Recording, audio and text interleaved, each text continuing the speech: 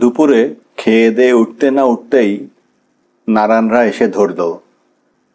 চলো বাবু, হাটে যাবে। বললাম, চলো। চন্দনী বলল, আমিও যাব কিন্তু। তারপর রত্নাকরকে বলল, বাবু তুমি যাবে না? রত্নাকর গম্ভীর মুখে খাতাপত্র নিয়ে হিসাব করছিল। মুখ না ফিরিয়েই বলল, না। কূপকাটা কুলিরা তো জুকুপকুপের কাজ বন্ধ করে সকাল থেকেই এসে জমায়েত হয়েছিল। নালার পাশে পাথর সাজিয়ে উনুন করে মাটির হাঁড়িতে ভাত রেঁধে শালপাতার ঠোঙায় ওরাও ওদের খাওয়া সেরে নিয়েছিল। সকলেই যার যার গামছা কাঁধে ফেলে এখন হাটে যাওয়ার জন্যে তৈরি। এদের সকলকে ফেলে আমি যদি চন্দনী, কম্ফু, কালিন্দীকে নিয়ে জিপে যাই তাহলে মজাটাই নষ্ট। তাই ঠিক হলো সকলে মিলে হেঁটেই যাব। রওনা হওয়া গেল সর্পগন্ধা গ্রামের দিকে। কোন দিকে যে গ্রাম তা ওরাই জানে। পাকদণ্ডি দিয়ে পাহাড় উপত্যকা পেরিয়ে ওরা যেখানে নিয়ে যাবে সেখানেই যাব। কোথা থেকে একটা কালো কুকুর এসে জুটল আমাদের সঙ্গে। নারায়ণ আর কম্ফু আমাদের সঙ্গে সঙ্গে যাচ্ছিল। অন্যেরা আগে আগে কলকল কলকল করে কথা বলতে বলতে। নারায়ণকে জিজ্ঞেস করলাম, এই কুকুরটা কার রে? নারায়ণ জানে না, তাই কালিন্দীকে শুধালো। কালিন্দী বলল, এটা যুধিষ্ঠিরের কুকুর। বলেই আগে আগে যাওয়া যুধিষ্ঠিরকে আঙুল দিয়ে দেখালো। দেখিয়েই স্বগতোক্তি করল, নিজে খেতে পায় না, তার আবার কুকুর পোষার শখ আছে। নারায়ণ হঠাৎ দার্শনিক হয়ে গিয়ে বলল, আহা, যুধিষ্ঠির নাম। একটা কুকুর না থাকলে স্বর্গে ওর পিছু পিছু যাবে কে? কম্ফু হাসল, বলল, তোরা যেন সব স্বর্গেই যাবি, সেই আশাতেই থাক। নারায়ণ দুঃখিত হলো। ও সত্যি বড় ভক্ত লোক। ওর দীনবন্ধুর ভজন শুনলেই তা বোঝা যায়। আফিং অথবা দীনবন্ধু এই দুইয়ের কাউকেই ও একটুও ছোট করে দেখেনি, দেখবেও না। তাই ওর স্বর্গযাত্রা সম্বন্ধে কম্ফু সন্দেহ প্রকাশ করায় ও একটু দুঃখিত হলো। কম্ফুকে বলল, কেন যাব না? আমার কিসের পাপ? কম্ফু বলল, তোর জন্মটাই একটা পাপ, বেঁচে থাকাটাই একটা পাপ রে। মানুষের শরীর পেয়েছিসই শুধু, মানুষ হসনি। অনেক জন্ম এখনো তোর বিছে, কাঁকড়া, সাপ, ব্যাঙ হয়ে জন্মে। তারপর আবার মানুষ হতে হবে। তারপর যদি মুক্তি হয়। নারায়ণ বড় সরল মানুষ। কম্ফুর কথাটা ওকে খুব আঘাত করল। কালিন্দী কম্ফুকে শুধালো, তুই যে বড় পরপর নাম বলে গেলি, কার পরে কি জন্ম তুই জানিস? সাপের পরে কি ব্যাঙ হওয়া নারায়ণের ঠিক হবে? কম্ফু বলল, ঠিক বেঠিক তো যার যার কর্মের ওপর নির্ভর করছে। নারায়ণকে নাগপাশ কামড়াবে, আর কামড়েই নাগপাশ মরে যাবে। পরের জন্মে নারায়ণ নাগপাশ হয়ে জন্মাবে। জন্মে ব্যাঙ ধরে খাবে, তার পরের জন্মে ব্যাঙ হবে। এমন করেই আর কি। পরক্ষণেই বলল, এই তোরা যে জঙ্গলে কূপ কাটিস, কি পাশাপাশি বড় বড় সাগুয়ান গাছ দেখলেই ধড়কে দিস? তা তো নয়, যার যার মৃত্যু লেখা আছে। তোর হাতে যে যে গাছের মুক্তি লেখা নেই তার ওপর ফরেস্ট গার্ড মার্কাই দেবে না।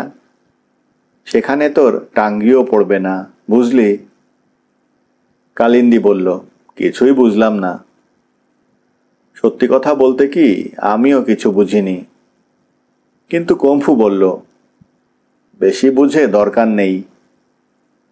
হঠাৎ নারায়ণ বলল, আর তুই? তুই বুঝি স্বর্গে যাবি মরলেই? তাই যদি হয় তো আয়, এক্ষুনি টাঙ্গির এক কোপে তোকে স্বর্গে পাঠাই। কম্ফু হেসে উঠল, বলল, রাগ করছিস কেন? আমার তো তোর মতো স্বর্গে যাওয়ার বাসনা নেই। আমি ঠিক করে রেখেছি, আমার মুক্তি কবে হবে, কতদিন পরে, কত জন্ম পরে। নারায়ণ চোখ বড় বড় করে বলল, কি ঠিক করেছিস? কম্ফু হাসল, টাঙ্গিটাকে ডান কাঁধ থেকে বাঁ কাঁধে নিল।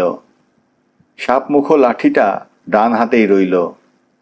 বলল, দেখ, আমি রোজ প্রার্থনা করি যে যত জন্ম জন্মান্তেই হোক না কেন জন্মাবো আমি, কিন্তু আমার শেষ জন্মে যেন ময়ূর হয়ে জন্মাই। নারায়ণ বলল, কেন ময়ূর কেন? নাগপাশ ধরে খাবি বলে? আমি কি মরেও নাগপাশ হয়েও তোর হাত থেকে নিষ্কৃতি পাব না? কম্ফু হাসছিল তখনও। বলল, না রে বোকা, আমি একটা ময়ূর হব, ভারী সুন্দর একটা ময়ূর।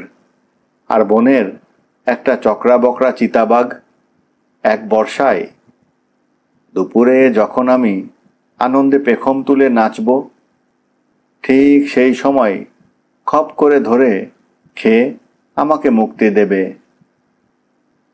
ময়ূরের পাখার মতো শ্রাবণের কালো মেঘের মধ্যে ঢুকে পড়ে মেঘের গাড়ি চড়ে আমি স্বর্গে যাব।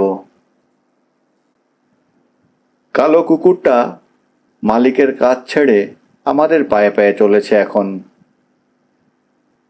আমি চন্দনীকে বললাম, বিড়িগড়ের সেই জুড়ু কুকুরটার কথা মনে আছে?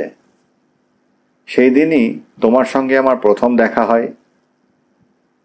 চন্দনী দীর্ঘ নিঃশ্বাস ফেলে বলল, বিড়িগড়ের কথা থাক।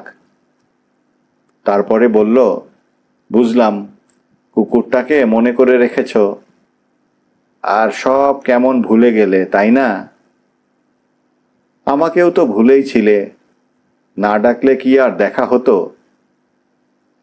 আমি ওর দিকে কৌতুকের দৃষ্টিতে তাকালাম। ওরা এক সময় বড় রাস্তা ছেড়ে দিয়ে পাকদণ্ডিতে ঢুকল। বড় সুন্দর পথটা, ডান দিকে ধীরে ধীরে উঠে গেছে।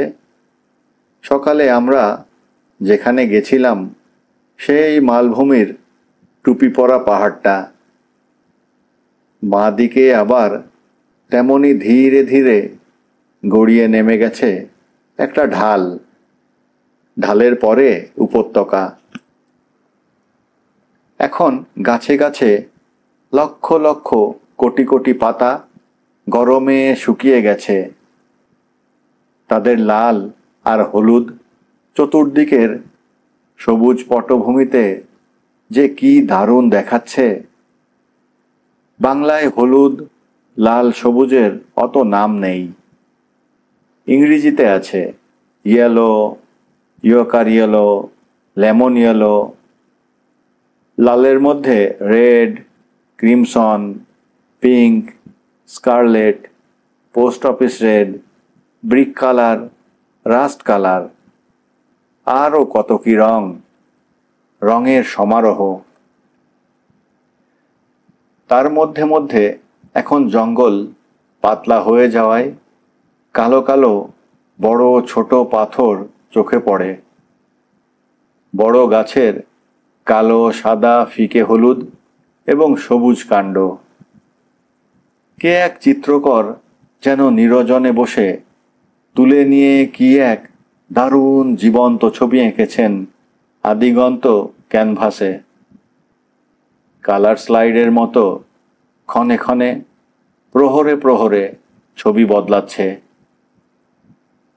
টিয়ার ঝাঁক উড়ে যাচ্ছে এ পাহাড় থেকে ও পাহাড়ে টুঁই পাখি লেজ দুলিয়ে লজ্জাবতী লতার মতো দেখতে যে দন্তারি পাতায় বসেছিল, সেই পাতায় হিল্লোল তুলে টিটুই টিটুই করে জঙ্গলের গভীরের সবুজে হারিয়ে যাচ্ছে শুকনো পাতার লালে।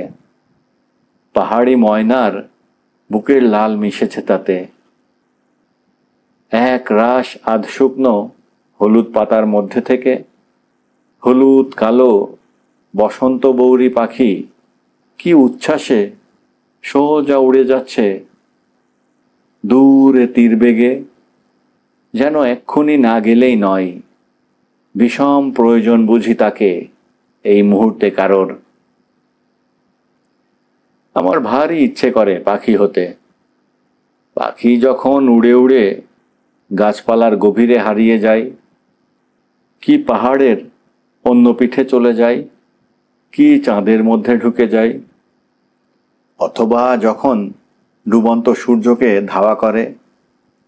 ধাওয়া করে অন্ধকারে মিলিয়ে যায়, তখন আমার বড় মন খারাপ করে। ভারী জানতে ইচ্ছে করে ওদের গন্তব্যের শেষে কি আছে, কোথায় গিয়ে ওরা পৌঁছয়। কখনো কখনো তা দেখেছিও বা। পাখি এক গাছকে হঠাৎ পরম ঔদাসীন্যে ছেড়ে দিয়ে অতি আগ্রহের সঙ্গে গিয়ে অন্য গাছে বসে, কিন্তু সেখানেও থাকে না বেশিক্ষণ। আবার ঔদাসীন্যে তাকে ছেড়ে অন্য গাছে উড়ে যায়। পাখির সঙ্গে তাই নারীর এত মিল দেখি। শুধু পাখির সঙ্গে কেন, সমস্ত প্রকৃতির সঙ্গেই। নারী তো প্রকৃতিরই এক টুকরো, বড় রমণীয় টুকরো। পাখি, ফুল, প্রজাপতি, চৈত্র বনের হাওয়ায় ওড়া আম মহুয়ার গন্ধ, শীতের বনের শিশিরের ফিসফিস, বর্ষার কেয়ার গন্ধ, গ্রীষ্মের তীব্র শুকনো মাটির ঝাঁঝ, এইসব মিলিয়ে মিশিয়ে ভেঙে চুরে একজন নারীকে সৃষ্টি করেন বিধাতা। হয়তো পুরুষকেও তাই করেন, কিন্তু আমি তো নিজেকে দেখতে পাই, আমার পরিপূরককে পাই, প্রকৃতির, হৃদয়ের, শরীরের নিভৃততম প্রকৃতিকে দেখতে পাই তার নারী সত্তায়। তাই তো চন্দনীকে বড় ভালোবেসে ফেলেছি। পুরুষ কি নারীকে ভালো না বেসে পারে? নারীর ভালোবাসা নইলে কি সার্থক হয় কোনো পুরুষ? সার্থক হয় কি কোনো নারীও পুরুষের ভালোবাসা ছাড়া? চন্দনীর প্রতি আমার যে অনুভূতি, তাকে নিবিড় ভালো লাগা বলাই শ্রেয় হবে, কারণ ভালোবাসা অনেক গভীর বোধ।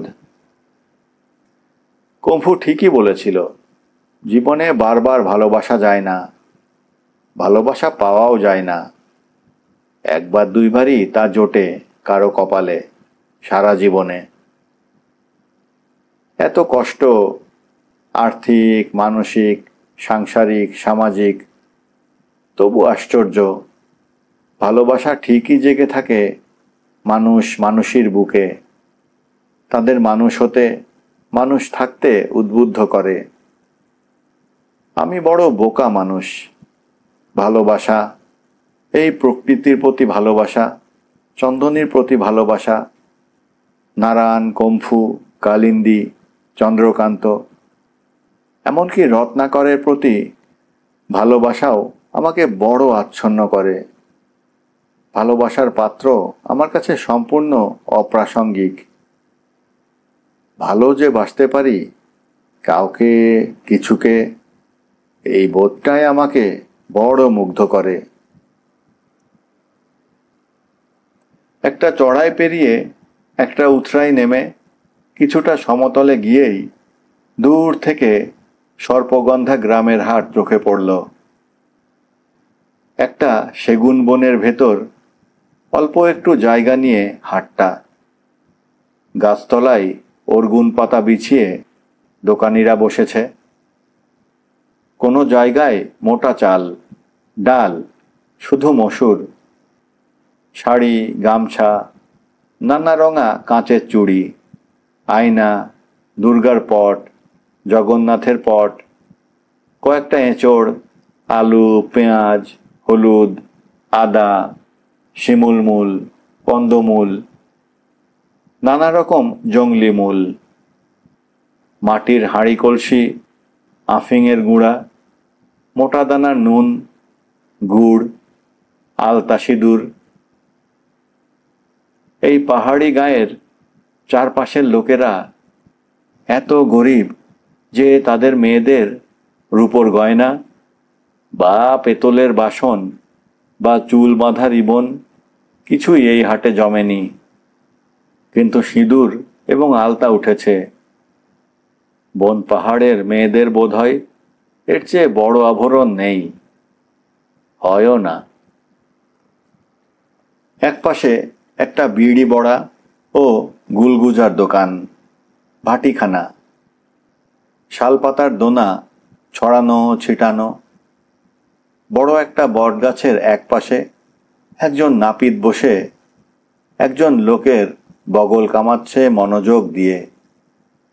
অন্যদিকে সবুজ শাড়ি আর গোলাপি জামা এবং কালো রিবন মাথায় দিয়ে একজন মাঝবয়সী দাঁড়িয়ানি একটা পাথরের ওপর বসে আছে। আমি কম্ফুকে ডেকে বললাম, ওদের সকলকে বলে দাও যে আমি প্রত্যেককে পেট ভরে গুলগুলা আর বিড়ি বড়া খাওয়াবো, এবং খাওয়ার পরে বিড়ি, যদি কেউ না ভাটিখানায় যায়। ওরা সকলে শুনে হৈ হৈ করে উঠল। নারায়ণ বলল, আফিং কোনো নেশা নয়। তা বাবু, আমি তো ভাটিখানায় যাই না বহু বছর। আফিং কিনলে কি তুমি আমাকে খাওয়াবে না? আমি বললাম, নারায়ণ হচ্ছে নারায়ণ, নারায়ণের সঙ্গে কার তুলনা, নিশ্চয়ই খাওয়াবো। আমি চন্দনীকে 10টা টাকা দিলাম, বললাম, তোমার যদি কিছু কেনার থাকে কেন। চন্দনী আমার মুখের দিকে এমনভাবে তাকালো যে আমার বুকটা বড় নরম হয়ে গেল। বিয়ে না করেও, সহবাস না করেও বুঝতে পারলাম সেই মুহূর্তে যে দাম্পত্য সম্পর্ক কত গভীর ও মিষ্টি সম্পর্ক এ দেশে এখনো। এই টাকাটা আমার দেওয়া এবং ওর গ্রহণ করার মধ্যে এমন একটা বোঝাবুঝি ছিল যে সেটা ভাষায় প্রকাশের নয়। প্রকাশের হলেও সে ভাষা আমার জানা নেই। 2 পা এগিয়ে গিয়ে গ্রীবা বেঁকিয়ে চন্দনী একবার আমার দিকে ভালোবাসায় জড়ো জড়ো চোখ তুলে চাইল, একটু হাসল। শেষ বিকেলে গাছগাছালির আড়াল ছিঁড়ে এক ফালি হলুদ সোনা আলো এসে ওর মুখে পড়েছিল।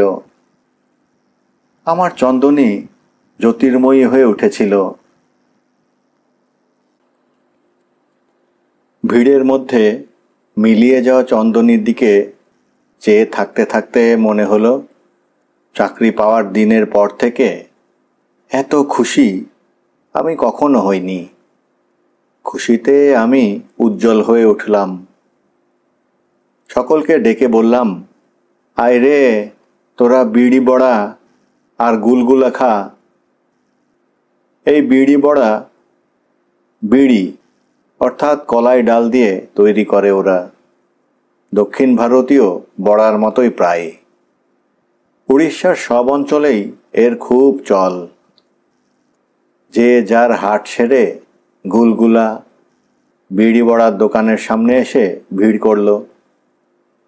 হৈ হৈ করে সকলে খেতে লাগলো। দোকানি ও তার ছোট ছেলে গলদঘর্ম হয়ে গেল হঠাৎ এত খদ্দেরের ভিড়ে। এই মুহূর্তে ওদের 10টা করে হাত থাকলে খুশি হতো ওরা খুব। দেখতে দেখতে বেলা পড়ে এলো। দুটো মোষের গাড়ির মালিক মোষগুলোকে খুলে রেখেছিল। এখন মোষ জুতে একজন চাল ডাল বস্তাবন্দি করে তুলতে লাগলো। অন্যটাতে মাটির হাঁড়ি কলসি।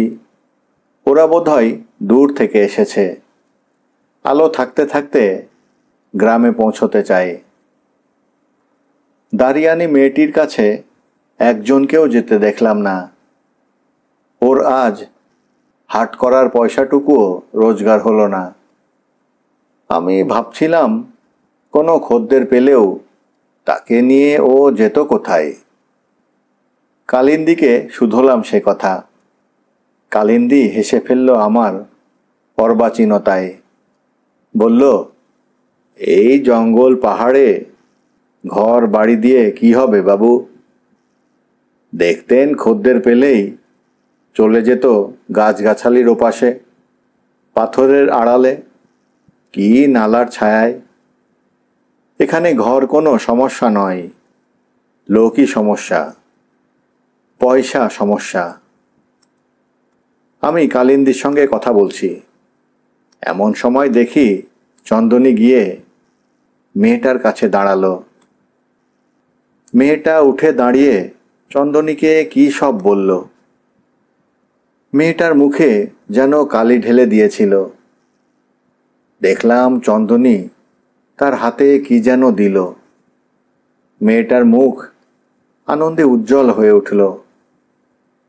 মেয়েটা দৌড়ে এসে ভাঙা হাটে যা পারে তাই তাড়াতাড়ি কিনে নিল। চন্দনী আস্তে আস্তে আমার কাছে ফিরে এলো। আমি ওর মুখের দিকে তাকালাম। চন্দনী মুখ নামিয়ে নিল। তারপরেই আমার মুখে প্রসন্নতা দেখে মুখ তুলে চাইল। দারুণ এক কৃতজ্ঞতার অনুভূতিতে ওর কালো মুখটি কাজল লতার মতো উজ্জ্বল হয়ে উঠল। আমি সবাইকে বললাম, খাও খাও, বিড়ি বড়া খাও, ঠান্ডা হয়ে যাবে নইলে।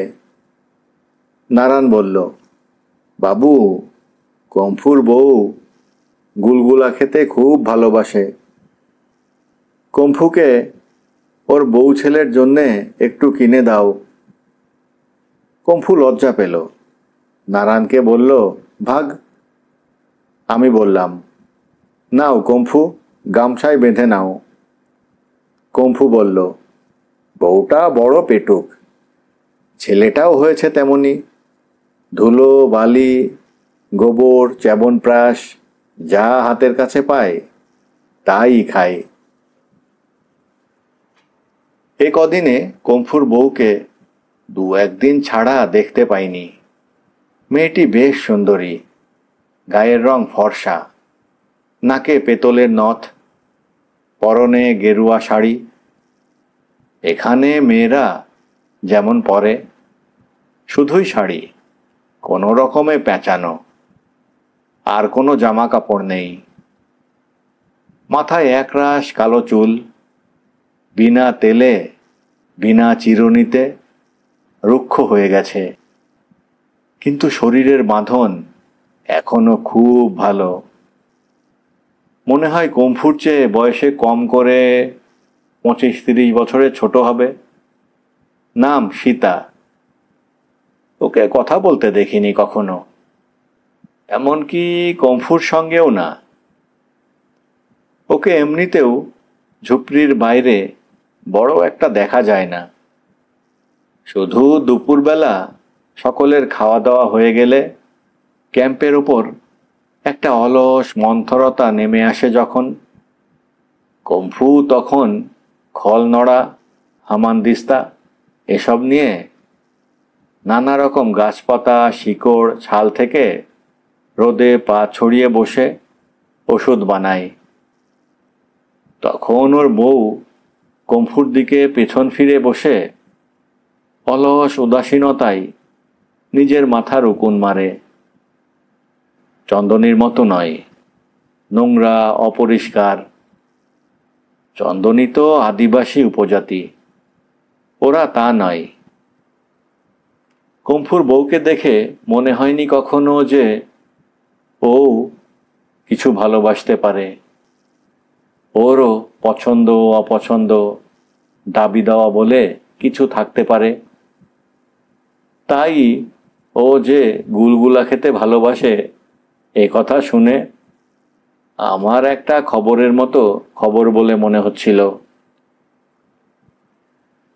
কম্ফু যখন ওর গামছাতে গুলগুলা আর বিড়ি বড়া বেঁধে নিচ্ছিল তখন পরমুখ দেখেই বোঝা যাচ্ছিল যে ওর বউ ছেলেকে বড় ভালোবাসে কম্ফু। এবার ফেরার পালা। সকলেই তাড়াতাড়ি পা চালিয়ে চলেছে, আমি আর চন্দনী পেছন পেছন। যদিও আলো আছে এখনো যথেষ্ট, কিন্তু এখনই চাঁদ উঠে পড়েছে সূর্য ডোবার আগেই। ধ্রুবতারা উঠেছে পশ্চিম আকাশের নাকে, সবুজাভ দ্যুতিময় হীরের নথের মতো। নারায়ণ বলল, বাবু দল ছাড়া হয়েও না। কেন? আমি শুধলাম। না, ছবি নায়ক আর তার দলবল। মেয়েরা আজকাল ভয়ে হাটে আসে না একা। আমাদেরও ভয় করে, কখন যে কাকে ধরে মারধর করে ঠিক ঠিকানা নেই। বড় ভয় করে বাবু। জঙ্গলের বাঘকেও এত ভয় করে না। আমি বললাম, চিন্তা নেই কোনো, তুই এগো। চন্দনীর হাতে তখনও একটা বিড়ি বড়া ছিল, আমাকে ভেঙে আধখানা দিল। আমি বললাম, তুমি খাও, আমি খাবো না। ও বলল, কেউ আদর করে কিছু দিলে তা না বলতে নেই। কিছু না বলে আমি আধখানা বিড়ি বড়া হাতে নিলাম। বিড়ি বড়াটা খেয়ে গাছের পাতা ছিঁড়ে তাতে হাত মুছে চন্দনী বলল, তুমি রাগ করলে না আমি তোমার টাকাটা ওই মেয়েটাকে দিয়ে দিলাম বলে? আমি বললাম, রাগ করব কেন? টাকাটা যখন থেকে তুমি হাতে নিয়েছ তা তো তোমারই হয়ে গেছে, ওতে আমার কি অধিকার? চন্দনী বলল, জানো মেয়েটা নিচু জাতের। ও থাকে এক ব্রাহ্মণদের গায়ে, যেখানে যে কোনো কাজ পেলে ধান ভানার ঘরের কাজের ওর দিন চলে যেত। কিন্তু ছোট জাত বলে কাজ দিতে চায়নি কেউ। ওর স্বামীর বড় অসুখ, বুকের ব্যারাম, সারছে না। তাই গত 3 বছর হলো এই করে কোনো রকমে চালাচ্ছে। তারপর বলল, ওর বয়স হয়ে গেছে, তাছাড়া দেখতেও যে খুব একটা ভালো তাও নয়। বেচারির খুবই মুশকিল। আমি কম্ফুকে ডাকলাম। কম্ফু নেমে পড়ল চলতে চলতে। ওর দল ওকে ছাড়িয়ে উতরাইয়ে অদৃশ্য হয়ে গেল। আমরা গিয়ে ওর কাছে পৌঁছতেই ওকে বললাম, দেখি তুমি কেমন বদ্যি, একজন রুগীকে সারাতে পারো? কোন রুগী? কম্ফু ভুরু তুলে সন্দিগ্ধ চোখে তাকালো। আমি বললাম রুগীর কথা। কম্ফু খুব অসন্তুষ্ট হলো। আমার দিকে ও চন্দনীর দিকেও রোষ কষায়িত চোখে চেয়ে বলল, ও ছোট জাত, ওর চিকিৎসা আমি মরে গেলেও করব না। আমি ওকে বোঝাবার চেষ্টা করলাম। বললাম, কম্ফু, বদ্যির আবার জাত বিচার আছে নাকি? ভগবান তোমাকে যে বিদ্যা দিয়েছেন তা তো অন্যকে দেননি। তুমি সব অসুস্থ লোককে সুস্থ করে তুলবে, তবেই না তোমার বিদ্যা সার্থক। তারপর বললাম, রোগী তো রোগী, রোগীর আবার জাত থাকে নাকি?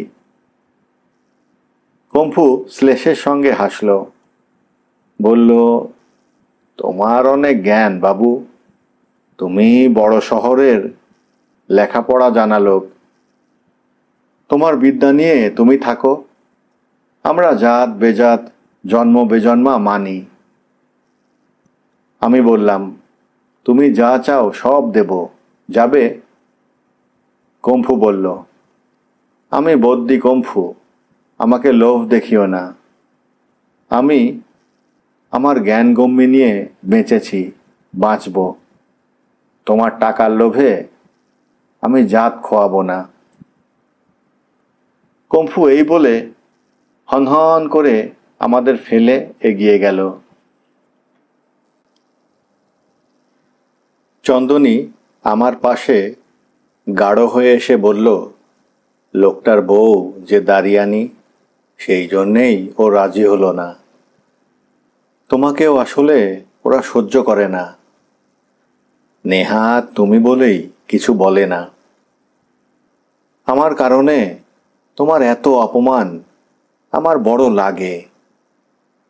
তুমি আমাকে মেরে ফেলো, না মারতে পারলে যেখানে ইচ্ছে ফেলে রেখে ফিরে যাও। আমি একটা হতভাগী।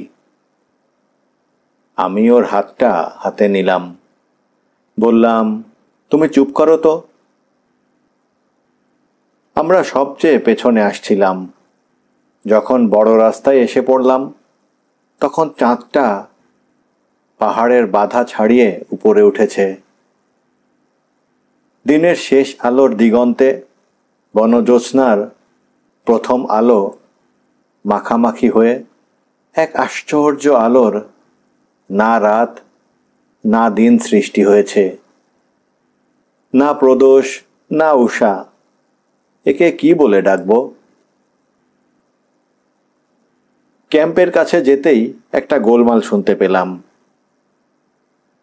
তার মধ্যে কম্ফুর গলায় সবচেয়ে জোর। রত্নাকর লুঙ্গির ওপরে শার্ট চড়িয়ে, প্লাস্টিকের জুতো পরে, ঘড়ি লাগিয়ে, পকেটে ফাউন্টেন পেন গুঁজে কাঠের গুঁড়ির উপর বসে আছে, সামনে আগুন করে। কুলিরা সব তাকে ঘিরে আছে। ভিড়ের মধ্যে কম্ফুর বউ এবং একটি অল্প বয়সী লোক। দেখে মনে হয় কাঠকাটা কুলি। কম্ফুর বউয়ের গলা শুনলাম এই প্রথম। গলাটা ভাঙা ভাঙা, কর্কশ। চেহারার সঙ্গে গলার কোনোই মিল নেই। সে রত্নাকরের দিকে চেয়ে আঙুল নাড়িয়ে বলছিল, বলো ম্যানেজার বাবু, আমি কি বলদ? কম্ফু কি আমাকে কিনে রেখেছে?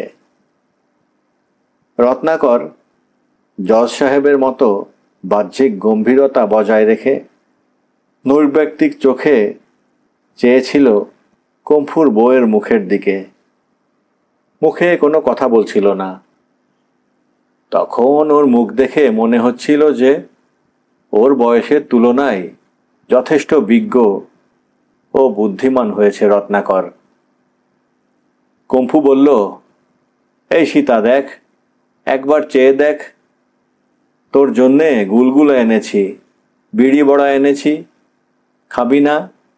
তুই কত ভালোবাসিস।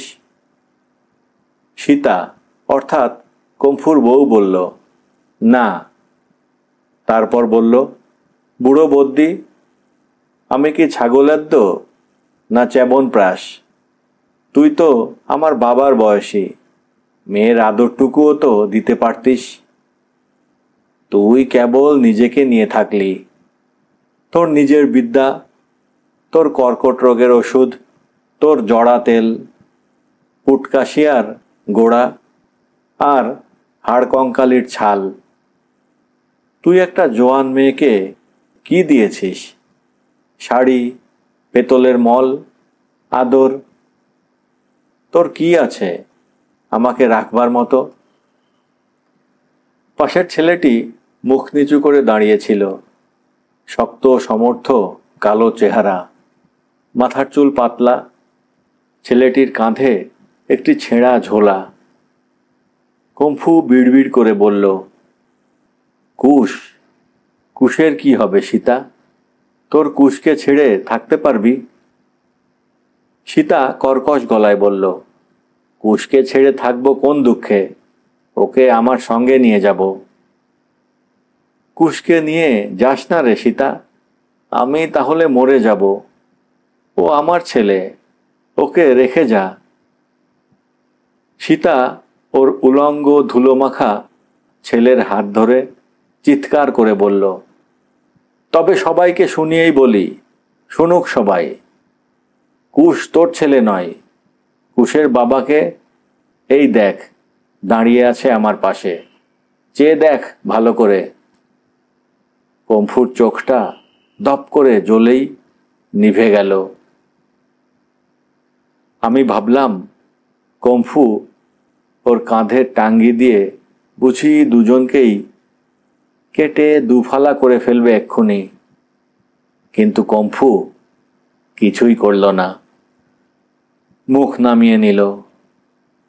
দেখলাম ওর দু চোখে জল। কম্ফু বলল, তুই তাহলে এতদিন, এত বছর আমাকে ঠকিয়ে এসেছিস? এসেছি, নির্লজ্জ দম্ভ ভরে বলল সীতা। একটু থেমে বলল, বেশ করেছি। তারপর আর কথা না বলে সীতা সঙ্গের লোকটাকে বলল, চলো যাই আমরা। বলেই ছেলের হাত ধরে এক হ্যাঁচকা টান লাগালো। ছেলেটা, যার নাম এক্ষুনি প্রথম জানলাম, কুশ, ভ্যাঁ করে কেঁদে উঠল। ধুলো খেয়ে, ছাই খেয়ে, লাথি খেয়ে, ঝাঁটা খেয়েও যে গলায় এত জোর কি করে হলো 2 বছরের ছেলেটার, তা ভেবে অবাক হলাম আমি। সীতা হনহন করে এগিয়ে যেতে লাগলো। নারায়ণ বলল, সীতা বোন, এই রাতে কোথায় যাবি? সীতা বলল, ছবি ঠিকাদারের কাছে, কামিনের কাজ করব, ভালো শাড়ি পরব, ভালো খাবো, এখানে আর নয়। ছেলেটাকে হাতে আর হ্যাঁচকা টান লাগাতেই ছেলেটা বাপ্পা, ও বাপ্পা বলে কাঁদতে লাগলো। মায়ের সঙ্গে অনিচ্ছায় যেতে যেতে সমানে বাবা গো, ও বাবা, বাবা রে বলে কাঁদতেই থাকলো ছেলেটা। মুখটা ফিরিয়ে রইল কম্ফুর দিকে। যতজন লোক ওখানে ছিল সকলেই নিশ্চুপে দাঁড়িয়েছিল। কারো মুখে কোনো কথা ছিল না। রাতের নিস্তব্ধতা, ঝিঝির ডাক সমস্ত পরিবেশকে একটি 2 বছরের সরল ধুলোমাখা শিশুর গলার বাবা গো, ও বাবা, বাবা রব অনেকক্ষণ অবধি মথিত করে রাখল। কুশের চিৎকার যখন আর শোনা গেল না, শিশির পড়ার শব্দ যখন তার কচি গলার স্বরকে ঢেকে দিল, তখন প্রথম কথা বলল রত্নাকর। বলল, কম্ফু, শেষে তোর বউ একটা ছোট জাতের ছেলের সঙ্গে পালালো, তার ছেলে পেটে ধরল, তুই একটা পাঁঠা। আমি রত্নাকরকে মেরে বসতাম, কিন্তু সামলে নিলাম। এরা বড় নিষ্ঠুর, বড় কঠোর, বড় কূপমণ্ডুক এরা। আবার এরাই কখনো কখনো বড় দয়ালু, ভালো, মহৎ। নিজেকে সামলে নিয়ে আমি চন্দনীকে নিয়ে ঘরে গেলাম। একটু পর হঠাৎ একটা বুক ফাটা চিৎকার শুনলাম। সে হাহাকার বড় মর্মভেদী। কিন্তু পরক্ষণেই চুপ করে গেল কম্ফু। একটি ক্ষণিক কিন্তু তীক্ষ্ণ আর্তস্বর। তবুও অনেকক্ষণ সেই স্বর পাহাড়ে জঙ্গলে প্রতিধ্বনিত হয়ে ফিরল। জানি না, এখন অনেক দূরে চলে যাওয়া একটি নিষ্পাপ সরল শিশু কম্ফুকে যে প্রথম চোখ মেলে এ পৃথিবীতে বাবা বলে জেনেছিল, যাকে ভালোবেসে ও যার ভালোবাসা পেয়ে পৃথিবীতে অপত্য স্নেহের স্বাদ পেয়েছিল, সে বড় হয়েও তার এই নকল বাবাকে মনে রাখবে কিনা? হয়তো রাখবে না, কিন্তু কম্ফু বুঝি তার নকল ছেলেকে কখনো ভুলতে পারবে না। কম্ফুর তো আর কোনো অবলম্বন রইল না, কোনো গাছগাছড়া, শেকড় বাকড়, জড়িবুটি কোনো কিছুই রইল না আর জঙ্গলের এই মহান বদ্যির আঁকড়ে ধরার মতন। ওর বুকের সব ভালোবাসা অবিশ্বাসের হামল দিস্তায় গুঁড়ো গুঁড়ো করে দিয়ে গেছে সীতা। কুশ যে তার কেউ নয়, এ কথা জানলে ও কুশকে ভালোবাসতো না হয়তো, কিন্তু ভালোবেসে ফেলার পরে নকল জানতে পেরেও কি সে ভালোবাসা ফিরিয়ে নিতে পারবে কম্ফু? কম্ফুই জানে। মনটা এত খারাপ হয়ে গেল যে সেদিন আর খাওয়ার ইচ্ছে ছিল না, চন্দনীও খেলো না। নালায় হাত মুখ ধুয়ে জামা কাপড় বদলে এসে ক্যাম্পের বাইরে কাঠের গুঁড়িতে বসেছিলাম। কালিন্দী, যুধিষ্ঠির ও আরও কুপকাটা কুলিরা আজ সকালে ক্যাম্পের আশপাশেই থেকে যাবে রাতের মতো। এদিকে ওদিকে ওরা পাথরের উনুন বানিয়ে আগুন করে রান্না চড়িয়েছে। ভাত ফোটার গন্ধ, তার সঙ্গে আফিংয়ের গুঁড়োর গন্ধ মিশে অদ্ভুত এক গন্ধ বেরোচ্ছে। সে গন্ধ মিশে গেছে রাতের বনের গায়ের গন্ধের সঙ্গে। ওরা সকালে বলছিল যে সীতার এই চলে যাওয়ার পেছনেও ছবিনায়কের হাত আছে। এই বন পাহাড়ে যা কিছু অনৈসর্গিক অশুভ ঘটনা ঘটে সব কিছুর পেছনেই তার হাত আছে। ছবিনায়ক এ জঙ্গলে স্বৈরাচারের প্রতিমূর্তি। ছবিনায়ক ওদের কাজ করিয়ে টাকা দেয় না, মারধর করে। যে কোনো মেয়েকে সে চায় নিয়ে যেতে। কোনো চক্ষু লজ্জা, ভয়, বিবেক কোনো কিছুই নেই লোকটার। চাঁদের আলোয় ওদের পাণ্ডুর মুখের দিকে তাকিয়ে বড় করুণা হলো আমার। যদিও ওরা ছবিনায়কের কাছে কাজ করে না, তবুও যেন সর্বক্ষণ ভয়ে সিঁটিয়ে আছে সকলে। ওদের ম্যানেজার রত্নাকরের মধ্যে ওরা আর একজন ছবিনায়কের বীজ দেখতে পায়, তাই বলেই কি? ওরা নিজেদের মধ্যে পুটুর পুটুর করে অস্ফুটে কী সব কথা বলছে, শোনা যায় না তা। ওরা যেন কত দূরে অবচেতন থেকে কথা বলছে। ওদের পুটুর পুটুর কথা ভাত ফোটার পুটুর পুটুর আওয়াজের সঙ্গে মিশে যাচ্ছে। নারায়ণ ঝুপড়ির সামনে বসে যথারীতি ওর গান শুরু করে দিয়েছিল। দিন বন্ধুকে যতই আকুল হয়ে ডাকুক না কেন নারায়ণ, সব দিন কারোরই শুভ যায় না আজকের কম্ফুর দিনের মতো।